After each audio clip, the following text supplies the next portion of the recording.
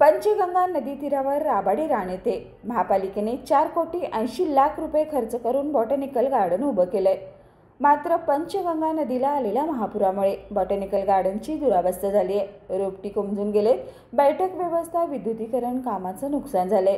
त्यामुळे पुन्हा काम सुरू झाल्यास या ठिकाणी शासनाच्या निधीचा गैरवापर होणार असल्याने या ठिकाणी मैदानं बनवावीत अशी मागणी जुना बुधवार पेठ व शुक्रवार पेठ येथील नागरिकांनी केली आहे। या संदर्भातील निवेदन महापालिका आयुक्त के मंजुलक्ष्मी यांना देण्यात आले।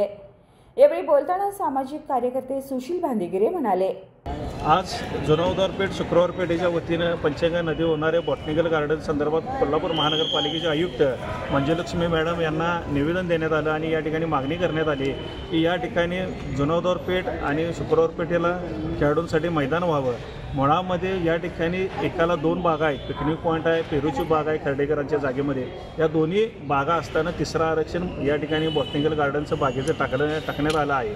तर मुळात आम्हाला मैदानाची मागणी आहे आणि आत्ता हे बॉटनिकल गार्डन 4,80,00,000 त्या ठिकाणी होत आहे। आत्ताच्या सध्या परिस्थितीला दुसऱ्यांदा पुराचं पाणी त्या गार्डनमध्ये गेलेलं आहे। मग ह्याला जबाबदार कोण? या ठिकाणी 1,80,00,000 रुपये खर्च करण्यात आलेला आहे। हा पैसा सगळा जनतेच्या खिशातला पैसा आहे आणि या ठिकाणी ह्या पैशाचा अपव्यय कुठेतरी झालेला आहे।